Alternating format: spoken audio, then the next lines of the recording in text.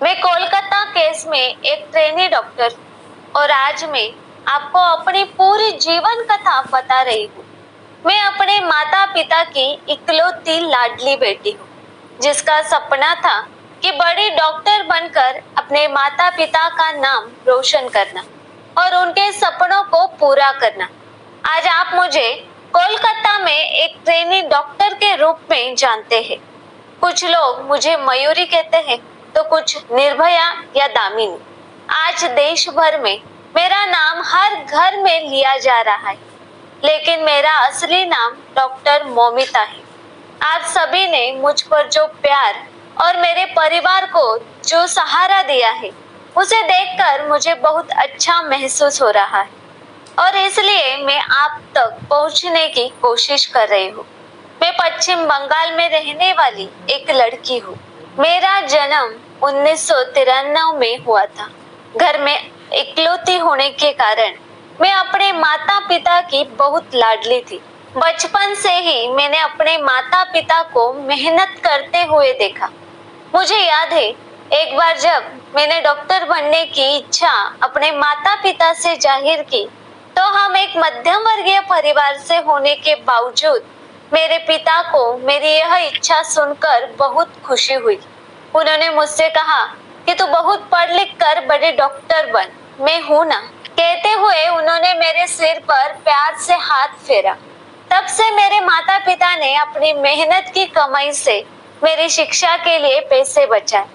लोग अक्सर मेरे पिता से कहते थे कि गरीब होने के कारण वे अपनी बेटी को डॉक्टर नहीं बना पाएंगे।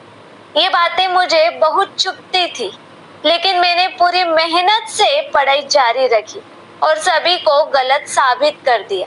आखिरकार मैंने अपनी मेहनत से सरकारी कॉलेज में प्रवेश प्राप्त किया। मैंने दिन रात नीट परीक्षा की तैयारी की, क्योंकि मुझे सरकारी कॉलेज में दाखिला लेना था ताकि मेरी शिक्षा का खर्च कम हो सके। मैं बड़े डॉक्टर बनकर अपने माता पिता को वे सारी सुविधाएं देना चाहती थी जो अमीर लोगों के घरों में होती है। मैं उनकी सेवा करना चाहती थी और उनका नाम रोशन करना चाहती थी, और मेरी वह इच्छा पूरी हुई।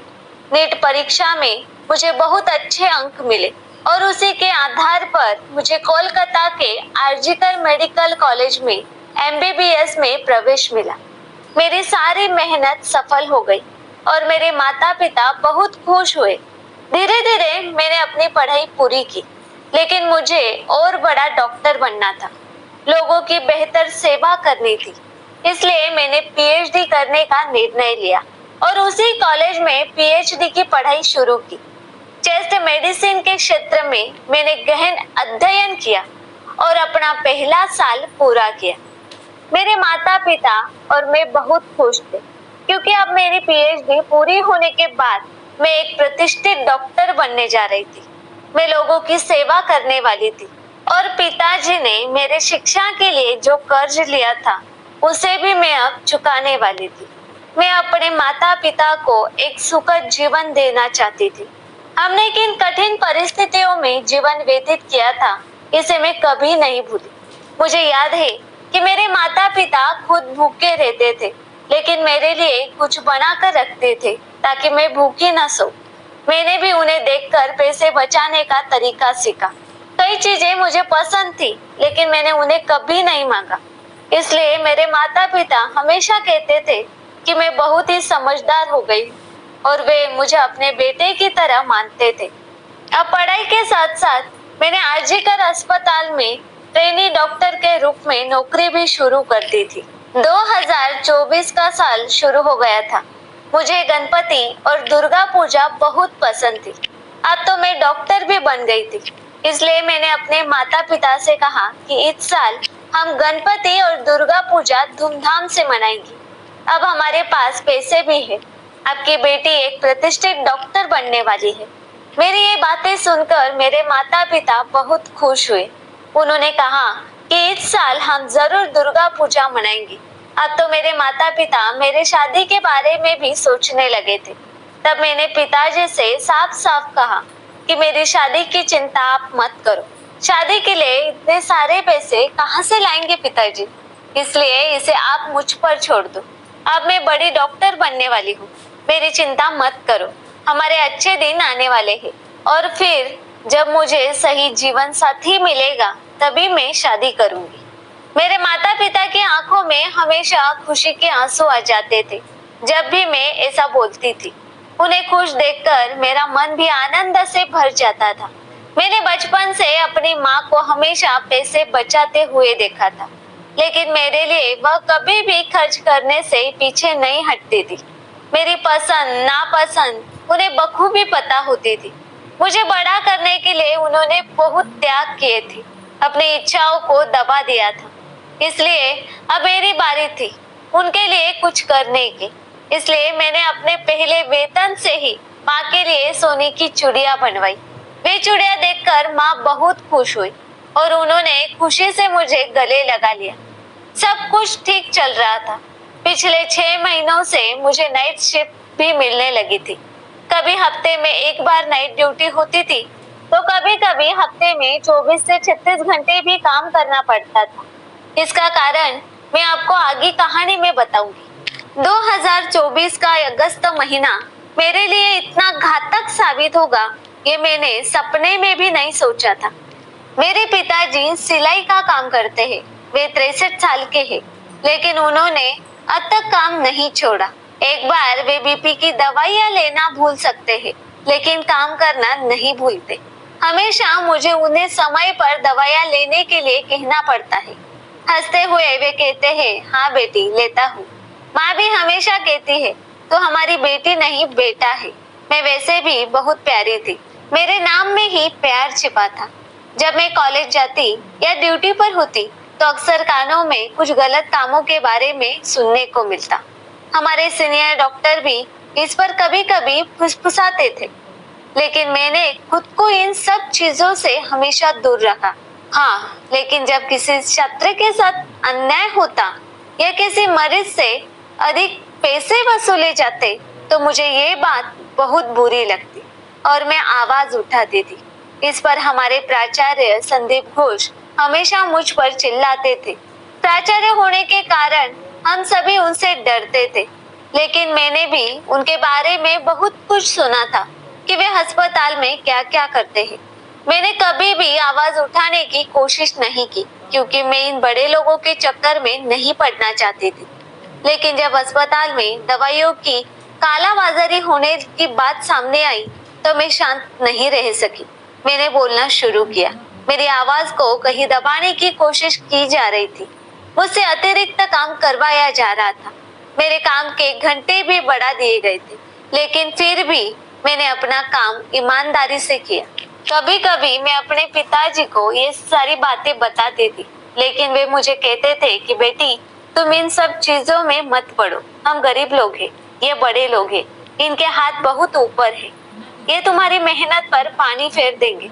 हम साधारण लोग हैं, तुम अपनी पढ़ाई पूरी करो, फिर हम देखेंगे क्या करना है। पिताजी के शब्द सही थे। यहाँ तक पहुँचने के लिए मैंने बहुत मेहनत की थी। इसलिए पिछले 6 महीनों से मैं प्राचार्य और विभाग के उत्पीड़न को सहन कर रही थी और शांतिपूर्वक सिर्फ अपना काम कर रही थी। शायद मुझसे इन लोगों को खतरा महसूस हो रहा था और इसलिए उन्होंने पहले से ही कुछ योजना बनाना शुरू कर दिया था, लेकिन मुझे इसका जरा भी अंदाजा नहीं था। कभी कभी मेरी दोस्त और मैं इस विषय पर चर्चा किया करते थे कि हमारे अस्पताल में कितने गलत काम हो रहे हैं, लेकिन हम हमेशा बोलते बोलते चुप हो जाते थे, क्योंकि हमें इन चीजों में उलझना नहीं था। खैर, हमारे अस्पताल में 2019 में संजय रॉय नाम का व्यक्ति भर्ती हुआ था। वह के आरजी अस्पताल की पुलिस चौकी में काम करता था। वह 4-5 साल से यहाँ काम कर रहा था, इसलिए उसे हमारे हर विभाग के बारे में पूरी जानकारी थी। कई मरीजों को वह बेड दिलवाता था और इसके लिए उसे पैसे भी मिलते थे। लेकिन इस संजय रॉय की नजर बहुत खराब थी। वह अस्पताल में आने वाली हर महिला को गलत नजरों से देखता था।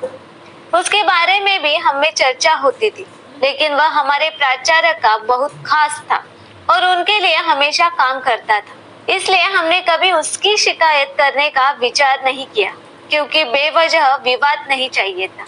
लेकिन हाँ, संजय रॉय की नजर बहुत खतरनाक थी।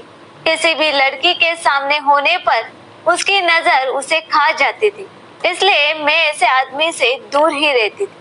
उस दिन भी जब मैं घर से काम पर जाने के लिए निकली, मुझे जरा भी एहसास नहीं था कि यह मेरा आखिरी दिन होगा। जब मैं अपने घर से जा रही हूँ और अब मैं अपने माता पिता और अपने छोटे से घर को फिर कभी नहीं देख पाऊंगी। शायद इसलिए मैंने अपनी माँ से कहा, पिताजी को समय पर दवाई देना, और रोज की तरह कहने वाली मैं उस दिन जाती हूँ कहकर घर से बाहर निकली। 8 अगस्त को मैं पूरे दिन काम कर रही थी, अपने मरीजों की देखभाल कर रही थी। हमारे सेमिनार हॉल के पास एक कमरे का निर्माण चल रहा था, इसलिए ऊपर आने जाने का ज्यादा मूवमेंट नहीं था। हम सब वार्ड में इकट्ठा थे। 4-5 अन्य ट्रेनी डॉक्टर मेरे साथ थे। हम कुछ चीजों पर चर्चा कर रहे थे। उस समय संजय रॉय भी वही था और वह मुझे घूर रहा था, लेकिन मैंने उसे नजरअंदाज कर दिया। कुछ समय बाद वह वहां से चला गया और हम सब ने खाना खाया। फिर सभी अपने अपने काम पर लग गए। मैं थोड़ी फ्री थी, इसलिए मैंने रात को माँ को फोन किया।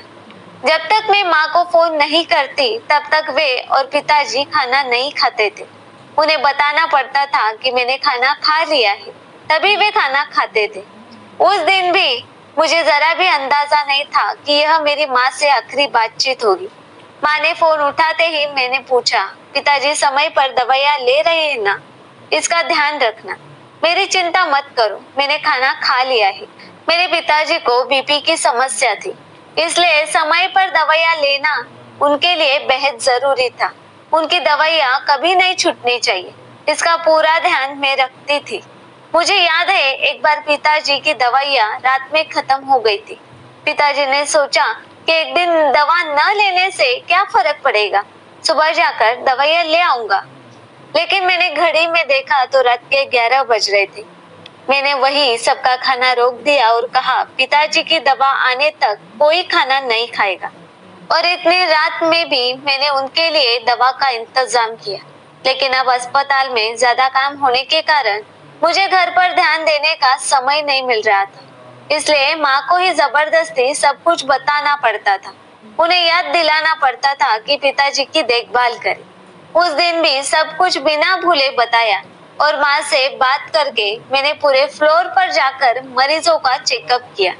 इसके बाद मैं आराम करने और अपने अगले अध्ययन के लिए 3री मंजिल पर सेमिनार रूम पहुंची। लेकिन मुझे नहीं पता था कि वहां जाना मना है। मुझे तो अब पता चला कि बगल में बिल्डिंग का काम चालू होने के कारण ऊपर किसी को जाने नहीं दिया जा रहा था। मैं तो वहां चली गई। दोपहर के 2-3 बजे तक मैंने अपनी पढ़ाई की। मैंने सोचा अब थोड़ा सो लेना चाहिए। 36 घंटे की ड्यूटी के कारण बहुत थकान महसूस हो रही थी। मरीजों की सेवा में लगे रहने के कारण खुद पर ध्यान देने का समय नहीं मिल रहा था। दूसरों को जीवन दान देने वाली मैं अपने जीवन की देखभाल के लिए समय नहीं निकाल पा रही थी। इसलिए किताबें और डायरियां बंद करके सेमिनार हॉल में ही शांत होकर सो गई। इतनी गहरी नींद में थी कि सेमिनार हॉल में कौन आ रहा है जा रहा है इसका भी मुझे कोई ध्यान नहीं था। फिर क्या, सुबह के समय संजय रॉय शराब पीकर सेमिनार हॉल में आया। सेमिनार हॉल में कोई आया इसका भी मुझे पता नहीं चला, क्योंकि मैं गहरी नींद में थी। उसके आते ही उसकी नजर मुझ पर पड़ी और उसके अंदर का राक्षस जाग गया। वह मेरे पास आया और उसने मेरे शरीर को छुआ। नींद में होने के कारण मुझे ज्यादा समझ में नहीं आया, लेकिन जब शरीर पर हाथ फेरने लगा तब मैं जाग गई। सामने संजय रॉय जैसे दुष्ट व्यक्ति को देखकर मैं बहुत डर गई। नींद में होने के कारण खुद को संभालने में मुझे समय लगा। मैंने खुद को बचाने की बहुत कोशिश की, लेकिन उसने बहुत ज्यादा शराब पी हुई थी। उसके मुंह की बदबू से मुझे यह समझ में आ गया था वो मेरी कोई बात सुनने की हालत में नहीं था। मैं उससे मिन्नतें कर रही थी, मुझे छोड़ दो कह रही थी, लेकिन उसे मुझ पर जरा भी तरस नहीं आ रहा था। आखिरकार मैंने जोर जोर से चिल्लाना शुरू कर दिया। तब वो थोड़ा डर गया और जल्दबाजी में उसने मेरे मुंह पर हाथ रख दिया ताकि मेरी आवाज न निकल सके। मैं उससे लड़ रही थी, मन ही मन प्रार्थना कर रही थी कि कोई मेरी आवाज सुन ले, लेकिन उस रात मेरी आवाज किसी ने नहीं सुनी, क्योंकि उस रात ऊपर वाले फ्लोर पर किसी को आने की इजाजत ही नहीं, जैसा कि अब पता चला है। इसका मतलब है कि मेरे खिलाफ सारा षड्यंत्र पहले से ही रचा गया था। मैं उस दरिंदे को अपने से दूर ढकलने की कोशिश कर रही थी, लेकिन पता नहीं उसमें इतनी ताकत कहां से आई थी। जितना भी मैं कोशिश कर रही थी, वो मुझसे दूर नहीं हो रहा था। मैं खुद को उसे बचा नहीं पाई। लड़ते लड़ते मैं हार गई और फिर उसने मुझे नोचना शुरू किया, मुझे मारना शुरू किया। अब मैं पूरी तरह से ठंडी पड़ गई थी। कौन कौन मेरा शोषण कर रहा था ये समझ ही नहीं आया। मेरे दर्द से चीखें निकल रही थी। मैं इतनी जोर से चीख रही थी कि मेरी चीखें पूरे हॉस्पिटल में गूंज रही थी, लेकिन न जाने क्यों मेरी आवाज किसी को सुनाई नहीं दी। चिल्लाते चिल्लाते मेरा शरीर बिल्कुल ठंडा पड़ गया और फिर मेरे स्त्री सम्मान और मेरे सपनों की हत्या कर दी गई, वो भी बहुत ही निर्ममता से। आखिरकार मेरी जान चली गई, लेकिन मेरे शरीर पर शोषण की निशानियां रह गई। मेरा चश्मा टूट गया, उसकी किरचें मेरे खून से सने हुए आंखों में घुस गई थी। मेरे फटे हुए होठ, मेरी आवाज दबाने के लिए उसने मेरा गला दबाया था। खुद को बचाने की कोशिश में मेरे खून से सने हुए नाखून, मेरे शरीर पर किए गए अनगिनत वार, जान की हड्डी टूटने तक फैली हुई मेरी टांगे और घायल हुए मेरे जन्नांग। इतना सब कुछ सहने के बाद भी मैंने उन पुरुषों की क्रूरता का मुकाबला किया था, लेकिन काश उन पुरुषों में थोड़ी सी भी संवेदनशीलता होती तो मेरी आखिरी सांस तक मैं जिंदा रह पाती। मेरे शरीर पर वार करते समय उन्होंने सोचा होता, मुझे मारते समय उन्हें खुद को भी दर्द महसूस हुआ होता, लेकिन वो दरिंदे की तरह आकर मुझे बर्बाद कर गए। दोस्तों, उस दिन मेरे अंदर के स्त्रीत्व का बलात्कार हुआ और आखिरकार इस ट्रेनी डॉक्टर मोमिता ने दुनिया से अलविदा कह दिया। मरते समय मेरी आंखों के सामने सिर्फ मेरे माता पिता का चेहरा था। अब उनका क्या होगा, यही सवाल मेरे दिल में बार बार आ रहा था। हर दिन दूसरों की जान बचाने वाली मैं, मेरी जान बचाने के लिए वहां कोई नहीं था। मरते वक्त भी मुझे यही डर सता रहा था कि मेरे माता पिता इतने बड़े दुख को कैसे सहेंगे। उस दरिंदे ने मेरा शोषण किया, मुझे जिंदा रहते हुए मार डाला, मेरी हत्या कर दी और फिर मेरे अधनंगे शरीर पर अधूरा कपड़ा डालकर ऐसे चला गया जैसे उसने कुछ किया ही नहीं। मेरी आत्मा तड़पती रही, मेरे सपने अधूरे रह गए। हर दिन 10 से 12 घंटे की मेहनत से मैं यहाँ तक पहुंची थी।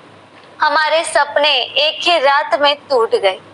मेरे लिए पूरा दिन सिर्फ एक ही काम था, मुझे किताबों के अलावा कुछ भी नहीं पता था। मुझे एमडी में गोल्ड मेडल चाहिए था, टॉप का डॉक्टर बनना था। मैंने अपने डायरी में भी यही लिखा था, क्योंकि मेरे माता पिता ने बड़ी मेहनत से मुझे पढ़ाया था और एक रात में ही उनकी मेहनत और मेरी पढ़ाई सब कुछ जलकर राख हो गई थी। असल में अगले दिन से क्या हुआ, कैसे अपराधी पकड़े गए, ये सब आपको पता ही है। लेकिन फिर भी अगले दिन सुबह मेरे आत्महत्या की खबर मेरे घर पहुंची। आपकी बेटी ने हॉस्पिटल में ही आत्महत्या कर ली, ऐसा बताया गया। माँ तो सब कुछ खत्म हो गया कहकर रोने लगी। पिताजी तो कुछ सोचने की हालत में नहीं थे। पड़ोस में रहने वाले रिश्तेदारों ने उन्हें संभाला और हॉस्पिटल लेकर आए। दौड़ते हुए आने वाले मेरे माता पिता अपनी बेटी को आखिरी बार देखने के लिए तड़प रहे थे, लेकिन उन्हें अंदर जाने नहीं दिया जा रहा था, क्योंकि अंदर मेरी हत्या के सबूत मिटाए जा रहे थे। मेरी माँ गिड़गिड़ा रही थी, बेटी को एक बार देखने दो कहकर रो रही थी। पूरे 3 घंटे बाद मेरे माता पिता को मुझे देखने की इजाजत मिली। बेटी को घायल और अधनंगी हालत में देखकर मेरे माता पिता तुरंत ही समझ गए ये आत्महत्या नहीं हो सकती। हमारी बेटी आत्महत्या करने के लिए डॉक्टर नहीं बनी थी। मेरी ऐसी हालत देखकर माँ और पिता तुरंत बोले ये बलात्कार है। माता पिता थे ही, लेकिन रिश्तेदार, दोस्त, सहयोगी सब मेरे लिए जोर से आवाज उठाते हैं। मेरा बलात्कार करके मेरी हत्या की गई है, इसलिए सभी गुस्से में थे। इतना बड़ा हंगामा देखकर पुलिस आखिरकार बहुत देर से वहां पहुंचती है। और फिर पूछताछ शुरू होती है। तब तक काफी भीड़ इकट्ठा हो जाती है। इतनी बड़ी जनता के इस आक्रोश से संजय रॉय अपने हेडफोन के सहारे पकड़ा भी जाता है। बिना कुछ कहे वो आरोपी अपना गुनाह भी कबूल कर लेता है। फिर उसे गिरफ्तार कर लिया जाता है और मामला वही खत्म कर दिया जाता है। किसी का कहना है कि मेरे साथ सिर्फ बलात्कार हुआ है, तो कोई कह रहा है कि सामूहिक बलात्कार हुआ है। मेरे योनि में पाया गया 151 ग्राम वीर्य जो केवल उस आरोपी का बताया जा रहा है। क्या मेरे साथ हुआ सामूहिक बलात्कार दबाया जा रहा है?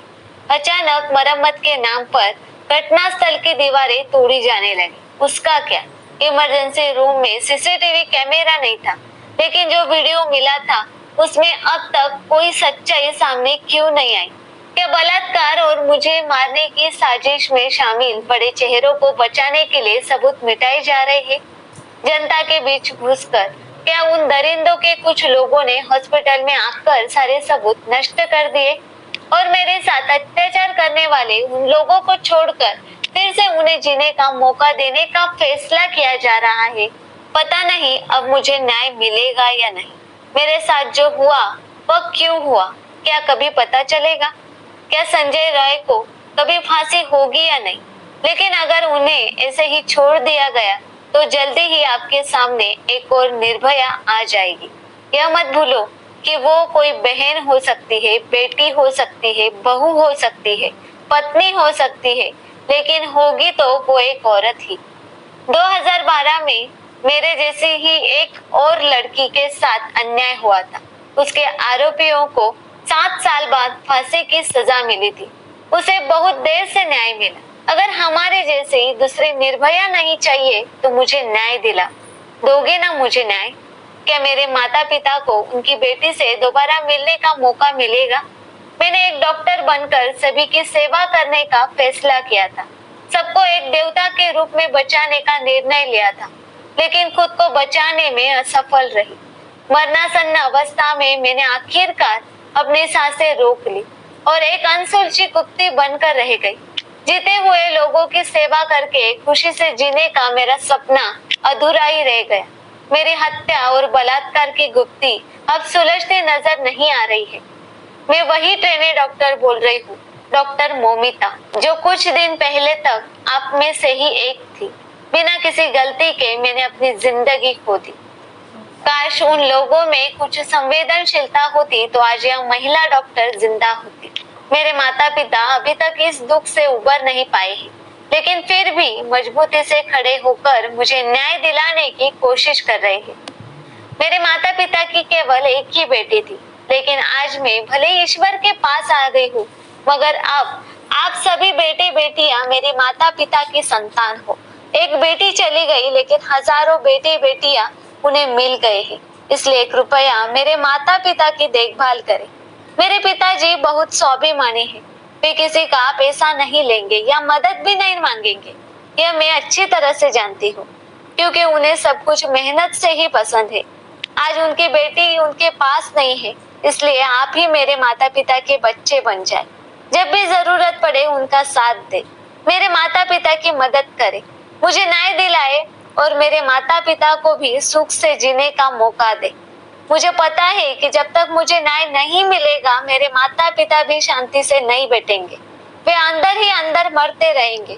ईश्वर करे मेरे साथ जो हुआ वह किसी और घर की बेटी के साथ ना हो, किसी भी माता पिता से उनकी बेटी दूर ना हो। मैं अपने माता पिता से बहुत प्यार करती हूँ, इसलिए ही मुझे सबसे ज्यादा दुख हो रहा है कि आज मैं उनके पास नहीं हूँ। इतनी कठिन परिस्थिति में मैं उनके आंसू पोंछने के लिए नहीं हूँ।